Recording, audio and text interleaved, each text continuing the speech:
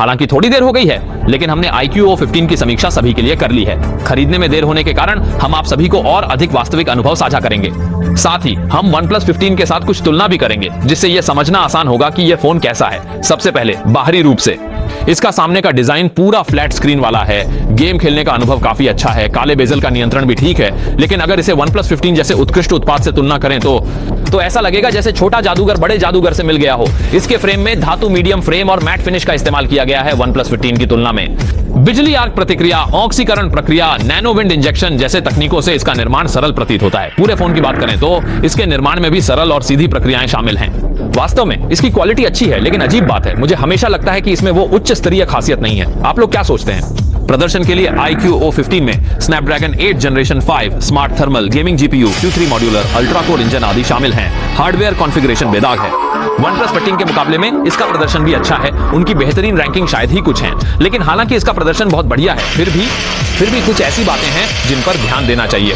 180 frames पर games के लिए इसका अनुकूलन वाकई में बहुत अच्छा है। फ्रेम रेट और पावर खपत दोनों बहुत परफेक्ट हैं। लेकिन जब 144 हर्ट्ज के उच्च स्तरीय गेम्स चलते हैं तो कुछ छोटी मोटी समस्याएं सामने आती हैं। इसमें कभी कभी फ्रेम दर में छोटे छोटे उतार चढ़ाव होते हैं। खासकर जब आप क्रूर युद्ध में होते हैं तो ट्रेन के कुछ मिनी गेम्स में यह बहुत आसानी से होता है। ये छोटी गतिविधि अचानक आपके अनुभव को थोड़ा अटक महसूस करा सकती है। अचानक की फ्रेम रेट में वृद्धि इस बात को स्पष्ट करती है कि यह परेशान करने वाला है। उम्मीद है कि iQOO उच्च फ्रेम रेट वाले गेम्स पर अधिक परिष्कृत कर सके।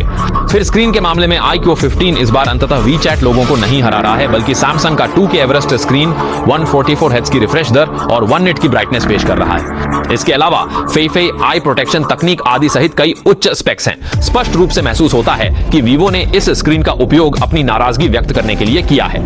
तो OnePlus 15 की तुलना में JD 8X3 की स्क्रीन, उनके स्पेक्स में कुछ कमियां और खूबियां हैं और कुछ स्थानों पर अंतर बहुत स्पष्ट है। सबसे पहले रंग शैली के मामले में OnePlus 15 का रंग स्टाइल गर्म होता है, जबकि iQOO 15 की रंग शैली अलग है। मैं जानना चाहूंगा कि आप दोनों में से कौन सा पसंद करते हैं। फिर फ्लिकर के मामले में समान चमक पर दोनों में फ्लिकर भी काफी स्पष्ट है। 1 निट की ब्राइटनेस में OnePlus 15 थोड़ा अंधेरा होगा, जबकि iQOO 15 थोड़ा चमकीला होगा।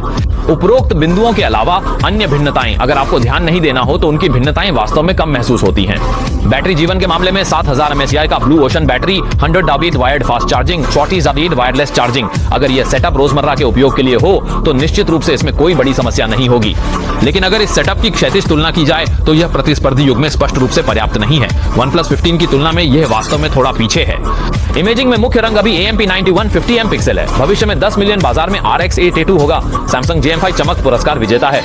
यह सेटअप बहुत ही मानक 4 फ्लैगशिप इमेजिंग कॉन्फ़िगरेशन है। हालांकि यह कई फ्लैगशिप की तुलना में बेहतर नहीं है, लेकिन कई मिड रेंज फोन को आसानी से पछाड़ सकता है।